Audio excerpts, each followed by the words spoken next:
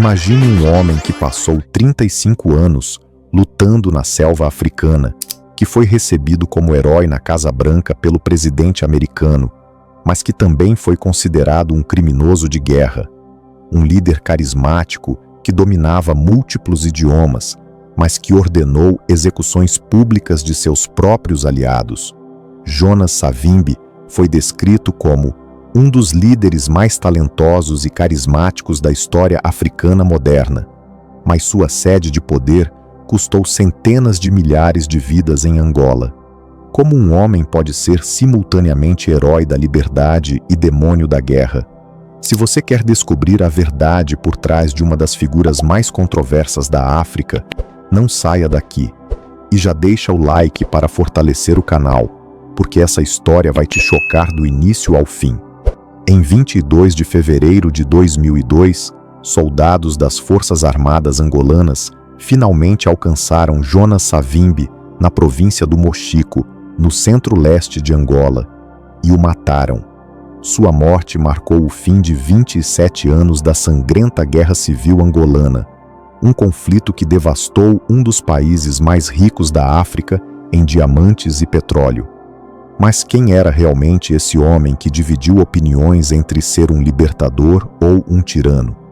Jonas Malheiro Savimbi nasceu em 3 de agosto de 1934, em Munhango, na província do Bié, Angola, filho de Helena Imbundu Savimbi e Lote Savimbi. Ele pertencia ao grupo étnico Ovimbundu, que representava cerca de 1/3 da população angolana. Seu pai, Lote, era funcionário da Ferrovia de Benguela e pastor da Igreja Congregacional. A dedicação evangelística de Lote era tão impressionante que as missões católicas locais, em constante conflito com ele, repetidamente pediam às autoridades ferroviárias para transferi-lo para novos postos. Conforme a família se mudava, o jovem Jonas absorvia as habilidades oratórias convincentes de seu pai e um conhecimento detalhado sobre as ferrovias. Esse conhecimento ferroviário, mais tarde, se tornaria crucial quando, como líder guerrilheiro, ele organizaria ataques contra a linha, que era uma das ligações comerciais vitais da África Austral, transportando cobre e outros minérios do Zaire, Zâmbia e Zimbábue. Cortando a ferrovia, a UNITA efetivamente paralisou a economia angolana. Jonas frequentou escolas missionárias protestantes, onde se destacou academicamente. Demonstrou grande determinação e inteligência ao conseguir educação secundária, algo extremamente raro para crianças negras na época. Savimbi então conseguiu uma bolsa de estudos para Lisboa, Portugal, para estudar medicina. Durante seu tempo em Portugal, Savimbi se envolveu com política e, como a maioria dos estudantes angolanos, atraiu a atenção da Polícia Secreta Portuguesa, a PIDE. A Polícia Secreta Portuguesa chegou a deter Savimbi várias vezes. Eventualmente, Jonas deixou o país secretamente, com a ajuda de uma rede de apoio, e foi abrigado por simpatizantes comunistas na França. Jonas Savimbi recorreu novamente aos missionários para conseguir uma bolsa que lhe permitiu retomar seus estudos na Suíça. No entanto, ele tomou a decisão de abandonar o estudo de medicina, parcialmente porque considerava a libertação dos angolanos de Portugal como a prioridade mais importante do seu país.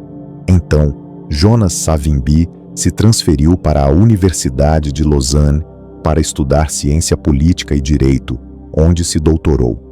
No início dos anos 1960, Savimbi flertou com vários movimentos de independência angolanos, chegando a se juntar à ala jovem do Partido Marxista, o Movimento Popular de Libertação de Angola, o MPLA. No entanto, seguindo o encorajamento de nacionalistas africanos, Savimbi se juntou à União dos Povos de Angola, a UPA, em 1961, onde foi nomeado secretário-geral. No ano seguinte, a UPA e o Partido Democrático Angolano formaram a Frente Nacional para a Libertação de Angola, conhecida como FNLA. Savimbi tornou-se ministro das Relações Exteriores do governo da República de Angola no exílio da nova organização, antes de renunciar em 1964, devido a desentendimentos com o estilo de liderança do fundador Holden Roberto. Savimbi também os acusou de tribalismo e de serem influenciados por interesses estrangeiros. Em 1965, Savimbi decidiu formar seu próprio movimento e buscar apoio para ele. Esse apoio veio da República Popular da China. Ele e alguns outros camaradas foram treinados na China, onde obtiveram preparação militar, especialmente em táticas de guerrilha. Durante sua estadia na China, Savimbi conheceu líderes da Revolução Chinesa. Muitos anos depois, quando Savimbi buscou ajuda das nações ocidentais, ele reinterpretou sua experiência na China, chegando a ser citado dizendo: "De Mao e dos comunistas, aprendi como lutar e vencer uma guerra de guerrilha, mas também aprendi como não administrar uma economia ou uma nação. A riqueza de uma nação é criada pela iniciativa dos indivíduos." 1966 veria Savimbi finalmente formar sua organização política, a UNITA. A UNITA foi formada em 13 de março de 1966, dentro de Angola, na aldeia de Mungai, na província do Mochico, seguindo um período de intensa mobilização política de Jonas Savimbi. A organização então começou ações armadas contra os portugueses no terreno em 25 de dezembro de 1966. A UNITA tornou-se o terceiro maior movimento político na campanha de independência de Angola, além de seus rivais, a FNLA e o MPLA. Savimbi era um líder carismático. Ele era fluente em português, inglês e francês, além de dominar línguas locais, e mobilizava muitas pessoas com seu poder oratório. Ele alegava que a UNITA seria multiétnica e comprometida com a unidade angolana e a tomada de decisões baseada em consenso tradicional, em oposição ao estilo de liderança centralizada e hierárquica do MPLA. Ele e suas forças, com bases de operação no leste e sul do país, começaram a atacar locais importantes como a Ferrovia de Benguela, que era uma linha estratégica para os portugueses. No entanto, durante este período, surgiram alegações controversas sobre possíveis contatos entre Savimbi e as autoridades portuguesas, que posteriormente causariam questionamentos sobre sua credibilidade como líder nacionalista. Com o tempo, o governo português se viu sitiado dentro de Angola e ostracizado internacionalmente por sua continuada dominação sobre a nação. Após a ditadura portuguesa ser derrubada em um golpe militar em 1974, Savimbi emergiu da guerra de guerrilha para concluir um cessar-fogo com os novos líderes portugueses. Savimbi também assinou um acordo com os outros dois partidos de libertação angolanos em 1975. Estes eram conhecidos como os Acordos de Alvor e concederam independência a Angola. Savimbi assinou esses acordos junto com Agostinho Neto do MPLA e Holden Roberto da FNLA. Ao assinar esses acordos, havia a esperança de que os três grupos pudessem se unir e liderar seus compatriotas em uma transição pacífica para a independência. Isso, no entanto, não aconteceu. Angola tornou-se independente em 11 de novembro de 1975. No entanto, a rivalidade entre as principais facções insurgentes continuou e rapidamente evoluiu para a sangrenta Guerra Civil de 27 anos de Angola. Após a desintegração dos Acordos de Alvor, uma luta pelo poder rápida e amarga se seguiu, quando o MPLA se declarou o novo governo de Angola. Quando Savimbi e seu partido UNITA protestaram, o MPLA chamou tropas cubanas e usou armas fabricadas pelos soviéticos para manter o poder. Logo, Savimbi estava fugindo e recuou para sua base em Huambo, nas terras altas centrais. Então, em março de 1976, Sob ataque do governo do MPLA, Savimbi começou a longa marcha para o sul, inspirado no feito do líder chinês Mao Tse-tung. Apesar do assalto à UNITA, Savimbi não foi facilmente derrotado. Ele atraiu e recrutou um novo exército, apontando para seus seguidores que Angola havia apenas trocado a dominação pelos portugueses pela dominação pela União Soviética. Essa retórica, bem como o apoio soviético ao MPLA, atraiu a atenção do governo do apartheid na África do Sul, onde o governo branco minoritário temia incursões soviéticas na África. Com a ajuda de armas, soldados e treinamentos sul-africanos, Savimbi foi capaz de organizar uma força guerrilheira poderosa e eficaz. Ele estabeleceu sua nova base em Jamba, perto da fronteira com a Namíbia, sob a proteção do escudo militar sul-africano. A guerra civil angolana progrediu e, repetidas vezes, o governo angolano, com seus reforços cubanos e maquinaria de guerra soviética, tentou aniquilar o exército de Savimbi. Mas esta não era uma tarefa fácil.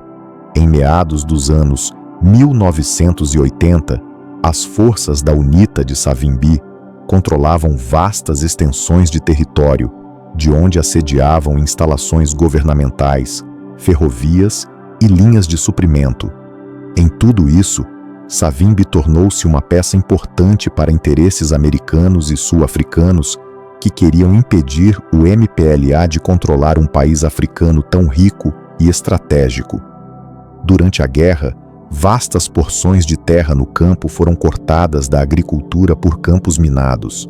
Vítimas de minas e crianças desnutridas lotaram os hospitais nessas áreas. Milhares de meninos e meninas foram recrutados pelas tropas da UNITA e levados para áreas controladas pela organização no sul, ao redor da capital de Savimbi, em Jamba. Relatórios indicam que a UNITA cometeu atos violentos, incluindo execuções públicas e outros abusos contra civis. Dentro da UNITA, Savimbi mantinha controle rígido, usando seu carisma e eliminando quaisquer possíveis concorrentes à liderança. Muitos dos associados próximos de Savimbi, que o desafiaram, foram presos ou executados por suas ordens. Durante a guerra, Savimbi frequentemente viajou para o exterior em busca de apoio para sua causa, e seus esforços em Washington se mostraram particularmente recompensadores. Sua inteligência e carisma o tornaram convincente para audiências internacionais como um líder anticomunista. Com o recém-eleito presidente dos Estados Unidos, Ronald Reagan, prometendo reverter o comunismo globalmente, Savimbi conseguiu cortejar com sucesso o apoio americano para sua causa.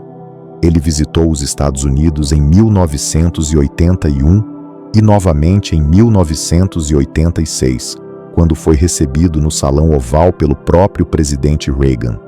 Lá ele recebeu tratamento VIP pela administração Reagan, pois representava a UNITA como um movimento lutando contra o comunismo.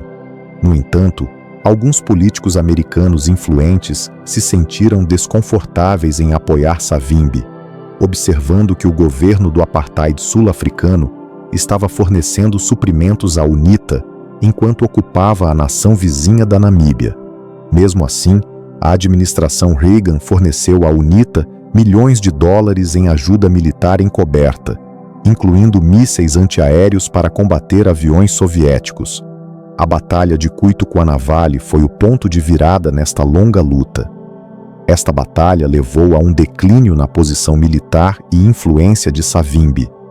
Enquanto isso, o MPLA havia estabelecido completamente sua autoridade no país como o governo legítimo de Angola. Isso também foi seguido pela retirada dos sul-africanos, que foi seguida pela independência da Namíbia em 1990. Após um período de conflito armado amargo e guerra civil ao longo da maior parte dos anos 1980, que havia sido intensificado pela luta da Guerra Fria, esforços iniciais de reconciliação começaram. Em junho de 1989, na cúpula de Gbadolite, organizada pelo presidente Mobutu Sese Seko do Zaire, Savimbi e José Eduardo dos Santos, que agora era chefe do MPLA e presidente de Angola, se encontraram pela primeira vez. Eventualmente, em 31 de maio de 1991, os líderes rivais assinaram o Acordo de Paz de Bicesse na frente de todas as principais organizações internacionais. Setembro de 1991 veria Jonas Savimbi retornar a Luanda, a capital de Angola, para sua primeira visita após 16 anos de independência. Durante este período de paz e reconciliação, Jonas Savimbi concordou em participar de eleições que seriam supervisionadas pelas Nações Unidas em setembro de 1992. Mas quando a UNITA perdeu, ele retornou à selva para desencadear um dos períodos mais destrutivos de guerra em todo o conflito civil. Isso foi entre outubro de 1992 e outubro de 1993. Nesta fase da guerra, a violência se espalhou para áreas do país que anteriormente haviam sido intocadas. O MPLA retaliou com matança indiscriminada de apoiadores da UNITA e civis do grupo étnico Ovimbundu. Apoiadores do MPLA vivendo nas regiões controladas pela UNITA nas terras altas centrais fugiram para as regiões costeiras, temendo retaliação. As forças da UNITA e do MPLA também começaram a plantar minas em regiões rurais contestadas, causando baixas civis massivas. A guerra angolana deixou dezenas de milhares de pessoas com deficiências permanentes devido a explosões de minas terrestres. Quando a Guerra Fria terminou e os Estados Unidos retiraram o apoio a Savimbi, ele equipou seu exército principalmente com os recursos das vendas de diamantes até as Nações Unidas proibirem tal comércio.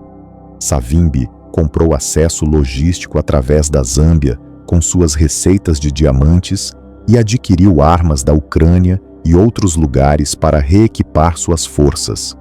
Este período de luta foi apenas acalmado pela assinatura do Protocolo de Lusaka em 1994, que incluía um cessar-fogo e programa para desmobilização e desarmamento e o desdobramento de uma missão maior de manutenção da paz das Nações Unidas. Em 20 de novembro de 1994, Savimbi assinou um tratado de paz para trazer esta segunda fase da Guerra Civil ao fim. Mas, na realidade, Savimbi nunca aceitou completamente o Acordo de Lusaka. Ele aparentou concordar com isso por necessidade tática. Apenas em 1995, Savimbi concordou em encontrar o presidente José Eduardo dos Santos, e a Assembleia Nacional então criou duas vice-presidências, uma das quais foi oferecida a Savimbi. Mesmo assim, ele continuou a resistir, às vezes escalando a guerra na selva. Eventualmente, dos Santos e Savimbi concordaram com um governo de unidade e a fusão das tropas em um exército nacional. Ele, no entanto, recusaria sua posição no governo de unidade e decidiu não participar da cerimônia de inauguração. A luta em grande escala retomou em 1998 e já em janeiro de 1999, Savimbi não deu sinais de abandonar seu exército na selva, nem de aceitar as mudanças que haviam ocorrido em Angola desde as eleições de 1992. A Guerra Civil Angolana continuou até 2002, época em que tanto o governo quanto a Comunidade de Desenvolvimento da África Austral, SADC, haviam marcado Savimbi como criminoso de guerra. Apenas a morte de Savimbi, enquanto lutava contra forças governamentais no México, em 22 de fevereiro de 2002, finalmente sinalizou o colapso da UNITA militar. Nesta ocasião, soldados das Forças Armadas angolanas haviam rastreado Savimbi nesta província do México e o mataram em combate. Ele foi rapidamente enterrado em um cemitério na cidade central de Luena.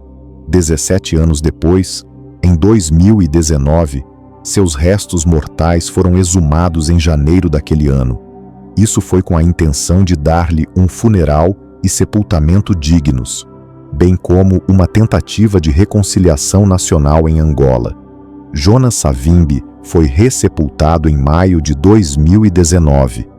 A história de Jonas Savimbi nos mostra como a sede pelo poder pode corromper até mesmo os ideais mais nobres. Um homem que começou lutando pela libertação de seu povo terminou sendo responsável por décadas de sofrimento. Sua vida ilustra as complexidades da política africana durante a Guerra Fria, onde líderes locais se tornaram peões em jogos geopolíticos maiores. O legado de Savimbi permanece controverso. Para alguns, ele foi um herói da liberdade que nunca desistiu de seus princípios democráticos. Para outros, foi um líder autoritário que sacrificou seu país por ambição pessoal. A verdade, como sempre, está em algum lugar entre esses extremos. O que é inegável é o impacto devastador que sua guerra prolongada teve sobre Angola e seu povo. Se essa história te fez refletir sobre os custos do poder e da guerra, deixa o like para ajudar o canal e se inscreve para mais histórias fascinantes da África. Compartilha nos comentários. O que você pensa sobre o legado de Jonas Savimbi? Herói ou vilão? A história da África está cheia de figuras complexas como essa, e eu vou continuar trazendo essas narrativas importantes para vocês. Até a próxima!